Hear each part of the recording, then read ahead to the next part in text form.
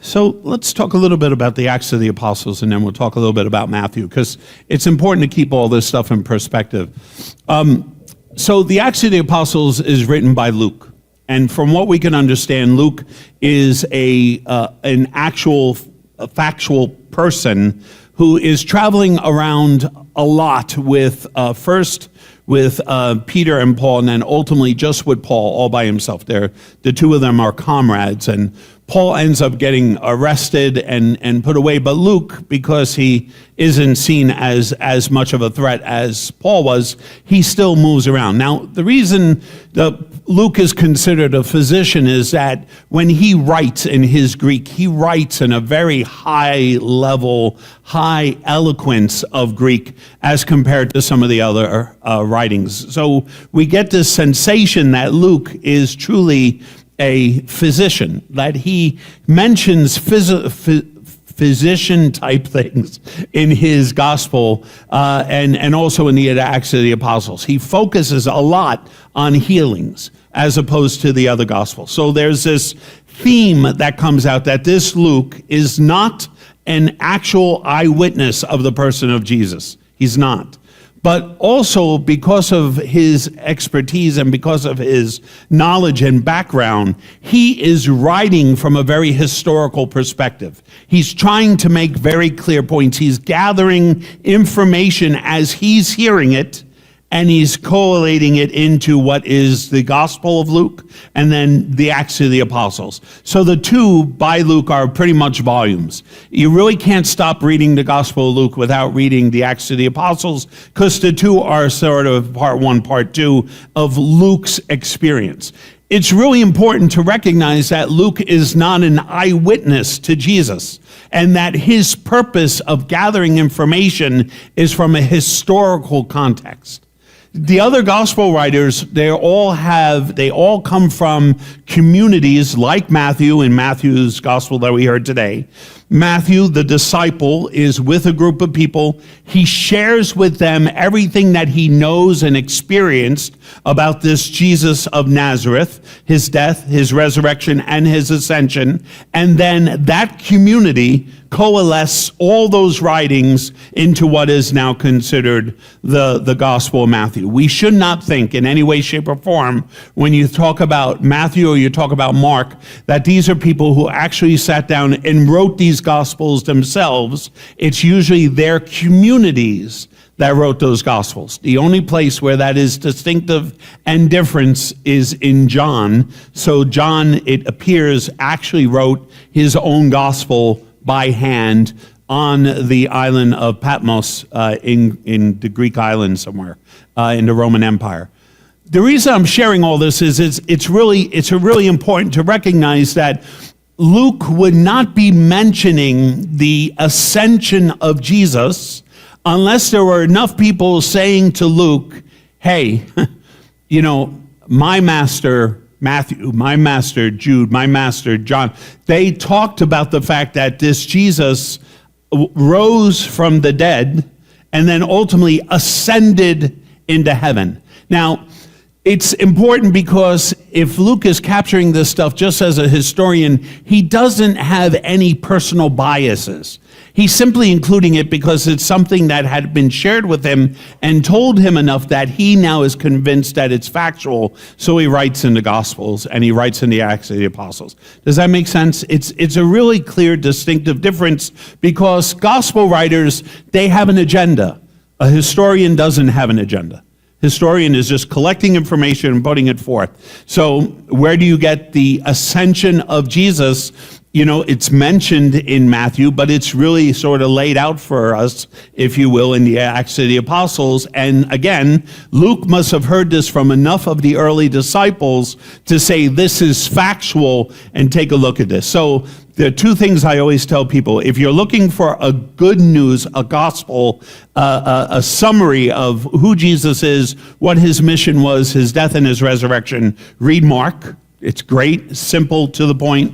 Actually, it is the gospel that the early church had their people before they were baptized study and read and sort of get to know. That's how they came to know Jesus, was by the Gospel of Mark. If you're looking for a history lesson, you have to look at Luke. The problem is no one ever stands here and tells you there's a distinction between how these things are written. So we think it's all the same, and it's really not, which really underlines why I believe that Jesus truly did ascend into heaven. Was, again, enough people came to Luke and said it. But the problem is with this. Now, the crucifixion of a Messiah is not terribly uncommon in all of the writings and genre of the time. Happens all the time. The difference about Jesus is the fact that he is risen from the dead. Now, the rising from the dead here is different. There are other people who say that their masters rose from the dead as well, but those were spiritual apparitions, visions of that person who had died, risen again. If you go to Mark's gospel, you will see that Jesus, the very first thing he asks for when he's with his disciples is a piece of fish.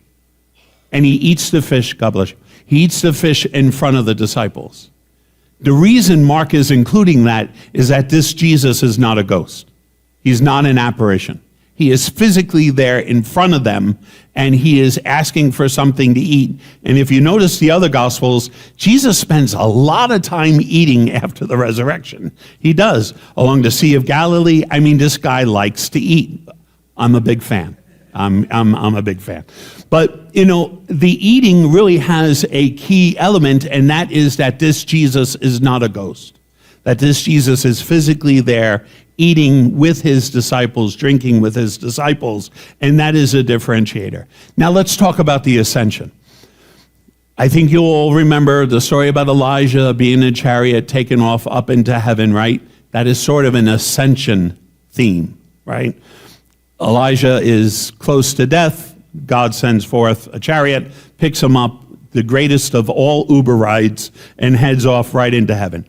Then you have other traditions that also have a type of ascension, right? I believe Muhammad ascends into heaven from the mount. All of that is, some stories include ascension stories. This is something I realized this week that really sort of took me, and I just couldn't get it out of my head. And as you notice, that happens to me. I come across something, I come across a phrase, I come across a statement. Do you remember when Jesus shows up to the apostles and he stands with them, and what does he do? He shows them his hands and his side, right? He pops up out of nowhere, right? Doesn't open the door, sort of just arrives, shows them his hands and his side. Then we have another second visit where he comes in, and when he visits, right, he goes up to Thomas. And what does he say to Thomas? Take your hand and put it into my hands, and then put your hand into my side, right? These are all attestations to the fact that this is a human Jesus standing there, wounded by the cross, resurrected from the dead. I realized this week, this is the only ascension story ever. This is the only ascension story ever written, ever told, ever recalled of any religious tradition at all, that a wounded Jesus ascends into heaven. He still bears his wounds. He still bears his wounds. And he is assumed into heaven. He ascends into heaven wounded. And my head explodes because of all of what that means for us. It means that we have a wounded God who understands and can connect with our sentiments. We have a God who still is bearing scars. And you and I, in the course of our journeys, and we were talking a little bit about moms, right? Some people who are closest to us, as in Jesus' case, cause the deepest scars in these situations, and yet Jesus doesn't eliminate the scars, And the scars do not have to disappear for him to ascend into heaven. And the theology around that, I think, is profound for us, because it tells us that God is okay with our woundedness, that we're still stumbling along, trying to make it right. We're still trying to figure it all out. We're still trying to heal ourselves, right? And I go back to the woman who was crying because we sent her flowers. We were healing a wound, but the greater wound was the other people who weren't giving her flowers because of whatever, right? We're all wounded. And the thing that hit me yesterday with that woman was, we really, as human beings, are very comfortable hurting one another. We've become very complacent in thinking or worrying about what the other person really thinks or feels, and how our actions, if they're done or not done, impact them. And it made me think that all of us are wounded in this regard. We're all damaged goods. And whether our wounds are still festering and bleeding, or whether we are just bearing scars, we all know that those scars are still tender to the touch for us. We all know that something happens in our life that could recall something when we were 6 and trigger something off inside of us, and all of a sudden we're spending a week playing through a 6-year-old's mind processes because it's still a scar that's sensitive to who and what we are. And I think for most of us, we're not comfortable being wounded, and we're not comfortable bearing scars because we think it's a sign of weakness. And yet Jesus embodies the wounds, maintains the scars, and is currently with the Father in heaven and connects with us specifically because we are wounded, because we have scars. There's a deeper connection between our experience of the Father of Jesus Christ and every other tradition on the face of the planet. Our God is drawn to our wounds, drawn to our scars. And yet for you and I, we run around and we try to cover these up as quickly as we can. And I could tell you how we do this. The clothes we wear, the cars we drive, the vacations we go on, the places we think we should be eating as opposed to places we don't think we should be eating. We play this outside role because the outside role appears to the rest of the world that we have it all together and that we're not wounded and that we don't have scars. And the fact of the matter is, in my 30 years of ministry, the one thing I know that we all have in common is that we're all wounded and we all have scars.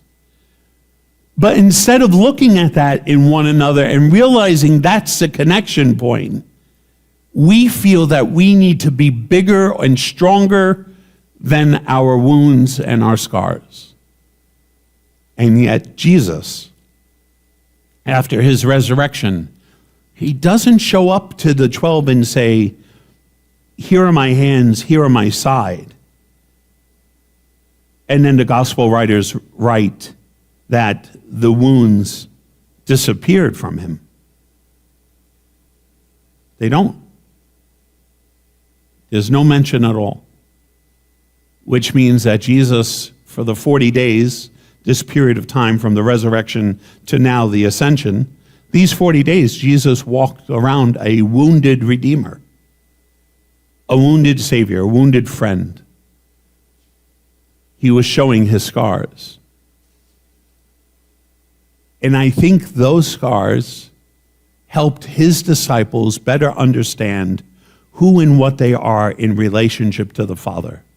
That they don't need to be embarrassed by the things they've done that have caused wounds. Jesus didn't take away the wounds so that his disciples would feel better about it. He didn't. He kept them to himself, and he ascends with them And it is the connection point between all of that junk that we have inside, that brokenness, that pain that we have inside, and our God. It is the doorway. It is the entranceway into Jesus' heart, is our brokenness and our scars. But we're not humble enough to admit that we're broken and that we have scars. We're not humble enough to admit that I'm going to embrace these things, because by embracing them, they make me closer to Jesus, and then, and only then, can healing take place. And that would be my last point. With every single person I've ever counseled, what you really need to get to is exactly what caused the pain in the first place. You can't start from now and pretend nothing happened in the past. You can't. You have to take a look at, how did you get here? What is the path's journey that got you to where you are? And then once you realize what got you here, and you realize what wounds you collected along the way, by looking back at those wounds, by acknowledging those wounds, is when the healing starts. It's not abandoning them or forgetting about them or saying that they're not there. It's recognizing them and realizing that in some way, shape, or form, those wounds, those scars, those episodes, those situations in your life have made you exactly who you are now. You should be holding on to your wounds. You should be hanging on to your scars. Jesus holds on to his wounds. He holds on to his scars because it makes him our Redeemer. The identity becomes very clear to Jesus because he realizes all that he has sacrificed. And it is amazing to me that the Father could have made him whole, could have taken those away from his person, but the Father doesn't. And I think the reason for that is so that we feel a connection, that we're not afraid of our own woundedness and our own scars.